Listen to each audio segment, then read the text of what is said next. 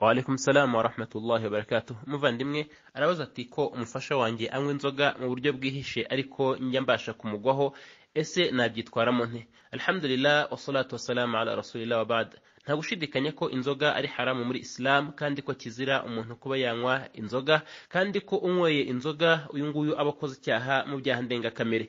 Hanyuma iyo umufasha yaba ari umugabo ku mugore cyangwa se umugore ku mugabo anywa inzoga, icyo gihe iyo azinywa mu buryo bwihishe, uyu nguyu aba yorohewe no kuba yazireka, usibye gusa irari ry'umutima.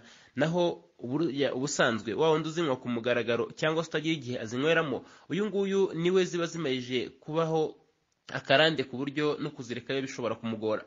Iyo umufasha cyangwa se umwana cyangwa se umuvandimwe cyangwa inshuti iri mu cyaha kimeze nk'icyo ngicyo, ahangaha aregerwa, akaganirizwa, akigishwa, akerekwa umurongo mwiza w'idini, hanyuma nanone kandi agahabwa ingurane no kwerekwa ko aramutse anyweye ibitari ibisindisha ahangaha ntacyo yaba abaye kandi ataba yiteranyije n'Imana.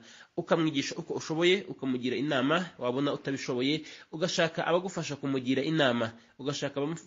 kumugira inama, hanyuma wabona biri buze kugira ingaruka mu buzima bwawe bw'idini cyangwa se ubuzima bwawe bw'isi bwa buri munsi, ahangaha ubaza abamenyi ushingiye ku ngaruka ubona, kugira ngo bakugire inama, niba inama ari iyo gukomeza kwihangana cyangwa se ari iyo gufata undi mwanzuro mu myanzuro ikenewe. Ariko icya mbere kurusha ibindi no kwigisha, hanyuma waba ushoboye kugira ibihano utanga ukabitanga, ariko bitari ibihano ndengakamere cyangwa se ibihano bishobora gushyira mu byago, haba ari mu buzima bwawe cyangwa se mu idini yawe.